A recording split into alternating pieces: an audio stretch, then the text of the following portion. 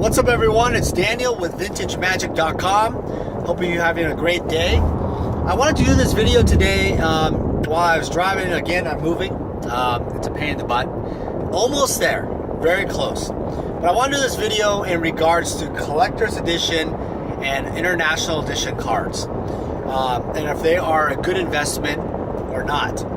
I was actually asked this question by a gentleman named Ian, and he messaged me on my website, and he's making, he wants to get into some old school cards, but obviously the regular Power 9 is very expensive. He wanted to see that the IEC cards were a good investment. For those of you who do not know what IEC is, that basically is set in 1994. They made a prepackaged set that they come in like blocks of cards, and they're like mini little starter decks, and you basically have all the cards and you have to cut them all open. So it's sealed as a box, but also sealed individually in like I think it's like 5 or 6 little plastic decks that you open up, and they're clear, and then you basically open them up. And every single package is exactly the same. So if you happen to get a repack or something, you'll kind of know, because if you open one, the order of the way they're packaged and everything is exactly the same. From my after opening, I've opened like 20 in my life, so it's definitely something that if you are kind of concerned about even the slightest about repacks, why you're missing some of the cards, maybe whatever, contact a dealer or myself. Also, in regards to them, there are also extra lands in the card, specifically islands, because they did that. And for those of you who have seen the cut sheet, the beta sheet, the islands were used primarily as rares. So there's actually a flood of islands in various lands. I haven't counted all of them and see if they match up with the sheets, but I would have to say that that definitely plays a role into the whole set itself. So let's go to the question at hand. Are these or are these not good investments? I'm going to put my sunglasses on. It's a little sunny. So I think these are great investments. And the reason why I say it's a great investment is that currently, as it stands, the sets sell anywhere from $200 to $2,500 a set in terms of sealed. And then you have also open ones that sell, individual cards for maybe even more.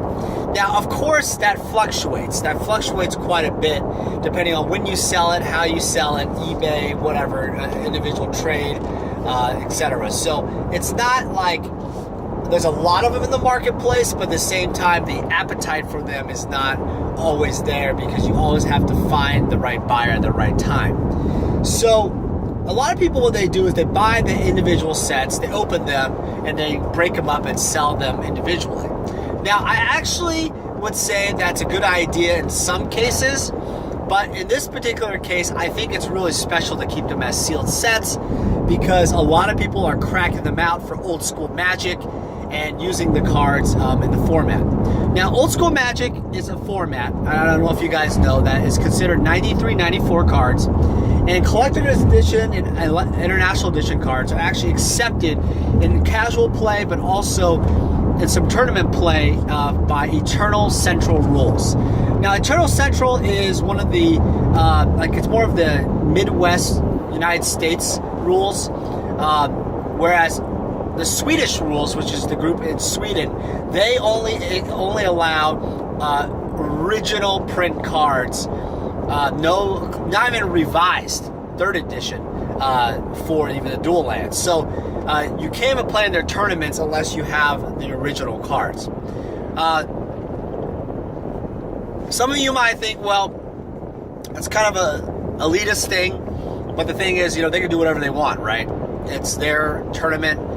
their rules, and a lot of people accept that. And to be honest, if you are trying to kind of go with the flavor of what Magic is of back in the day, it's really nice to see those unlimited Alpha Beta cards, Arabian Nights cards in action. So in terms of Collector's Edition and International Edition, I think there's room for it to grow long term in a few reasons. One, I think there's a speculatory mode in the sense that people think that the cards are going to be tournament legal in the future. Let me say that again. Currently, these cards are not allowed for tournaments, sanctioned play by Wizards.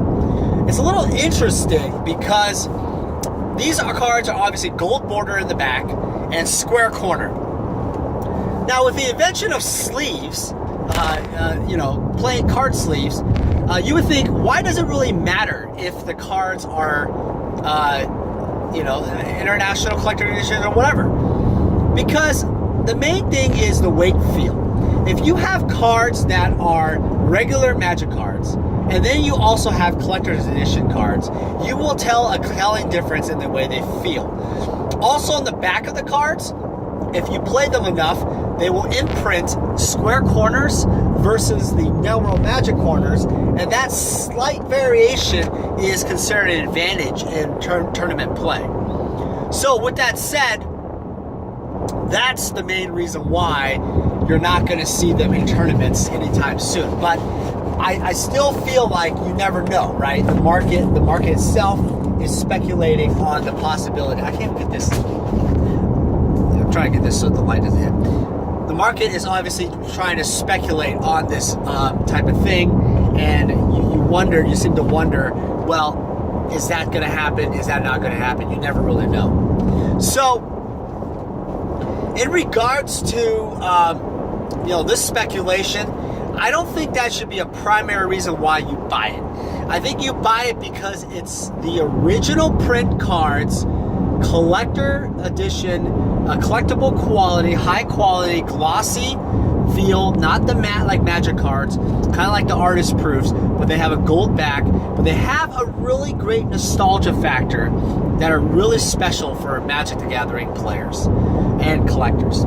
So another move that you can make in terms of buying this is the fact that I think there's going to be more old school Magic players in the future. And if old school Magic is embraced by more players, they're going to go right to Collector's Edition and International Edition. Now you're probably asking yourself, well, if Eternal Central is the only one that accepts those rules, and so Sweden is not even sanctioned, by the way, but they have their own rules. Why would this even go up, or why, all this? Well, I think there's an opportunity where there might be a unified rule set in the future with old school Magic. And the reason why I feel like that's going to happen is because for old school Magic to continually grow and have, just a popularity factor, and also a community factor, it's a casual thing. Why not be able to accept Collector's Edition International Edition cards as part of the whole thing? I don't even understand why they don't let it. It's absolutely ridiculous, especially in casual play.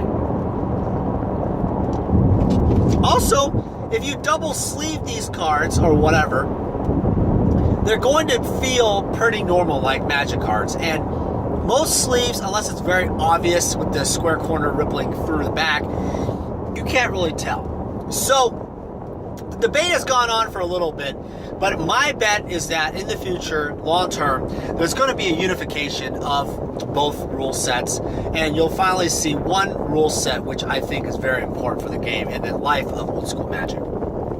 Another thing I would say is something very interesting about the 25th anniversary set coming up is Magic is going to come up at 25 years here in 2018. And so you know what's going to happen. They're going to produce some commemorative sets. Okay, this is where I would go with my bet. If Magic was to do this thing right, if Magic did this thing right for 25th anniversary, they should do a 25-year anniversary collectible card set that's only collectible cards. If they're going to make IEC square corner cards as basically you cannot play with them, then you need to consider doing a collectible card set just like what you had before. And the reason why is it's going to make people collect and continue play Magic too. It's going to bring back that nostalgia, the history to all those new players that never seen the cards. I think it's a great idea. In fact, if I was on Wizards R&D, I would, design team, I would do a twofold stage. Number one, I would consider this.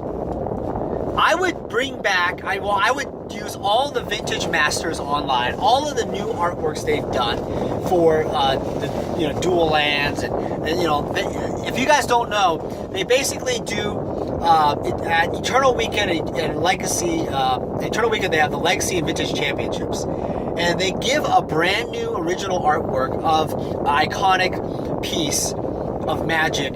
Usually it's the Power 9 or Dual Land, and this year is going to be the Black Lotus by Steve Belden. A beautiful, beautiful example. Imagine if that thing was on a card and it was foil, for God's sake. And on top of that, I just want to say, on top of that, if I was to do this right, I would put only a handful of foils you can have randomly in those sets. Handful only. So basically what you're doing is those handful of foils are highly, highly collectible. Think about this. If there's only like 5 or 10 foils you get with your set that you buy, maybe it's like $59.99, $89.99, that's a lot, right? Or maybe $99.99, whatever. You basically, what you're saying is, hey, this is a super iconic piece of, collectible, highly collectible thing. On top of that, if I was to do this, I would do stamped foiling edition to make it more rare. Meaning every box you get like a parallel printed serial number on the card of how many there are. Now, collector's edition was about 10,000 sets they made, and an international edition. The collector's edition sold out really fast, so they did 5,000 international editions. So why not do that type of foiling system on the cards?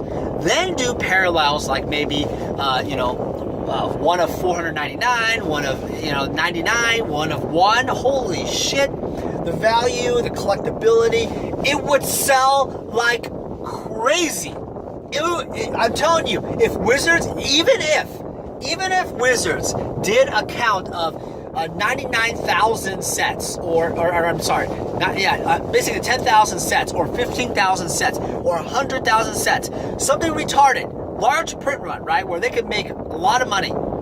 If you did a parallel, you would literally have all of them sold out so fast, it would be crazy. And Wizards, if you're listening to me, hire me for God's sake, because you would make a shitload of money.